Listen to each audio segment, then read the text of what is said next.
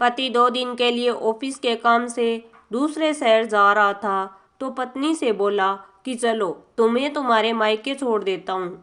अकेली यहाँ घर में रहकर क्या करोगी, और तुम बहुत ही डरपोक भी हो। वह खुशी खुशी तैयार हो गई। मायके के घर का दरवाजा खुला था।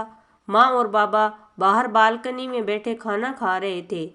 अचार और चटनी के साथ हालचाल पूछने के बाद उसने अपने बाबा से कहा, आप तो कभी अचार और चटनी के साथ रोटी नहीं खाते हो, तो आज क्यों? तो बाबा ने कहा, बेटी जी कभी कभी खा लेना चाहिए, इसका भी अपना अलग ही मजा है। उसने अपने पिता की आंखों में लाचारी देख ली थी।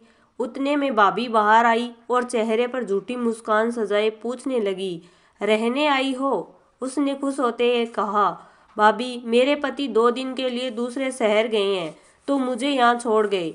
भाभी कहने लगी, बैठो तुम्हारे लिए चाय लेकर आती हूँ। वह भी अपने माता पिता के खाए हुए बर्तन समेटने लगी और कहने लगी कि मैं भी भाभी की मदद कर देती हूँ और साथ ही बेया से भी मिल लूंगी। वह अंदर चले गए।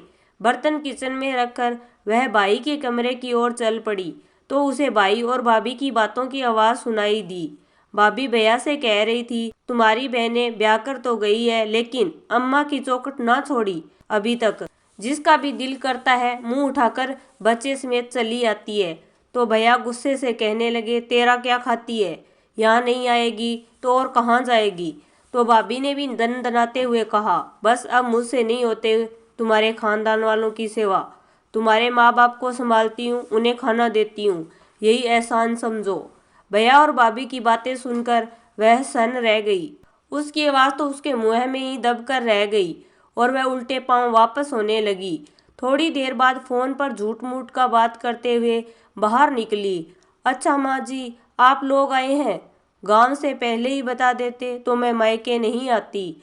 अच्छा आप परेशान ना हो, ऐसा करें आप तब तक पड़ोस के घर में बैठे, मैं अभी आती हूँ।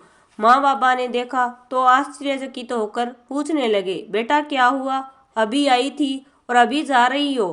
कहने लगी, नहीं बाबा मेरी सासू माँ और ससुर जी आए हैं, उन्हें ऐसे कैसे छोड़ दूं, अभी जाती हूँ फिर कभी आ जाऊंगी, दोनों अपना ख्याल रखिएगा। अपने आंसुओं को दबाते हुए वह अपने माता पिता से मिली और बोझल कदमों के साथ खुद को हौसला देते हुए अपने घर को वापस चली गई। उसे रात के खाने में नमक ज्यादा लग रहा था जबकि वह नमक उसके गले से उतर रहे आंसुओं का था। यह सच है कि मेघ के माँ बाप से होते हैं लेकिन कभी कभी उनके होते हुए भी वह बेबस होते हैं।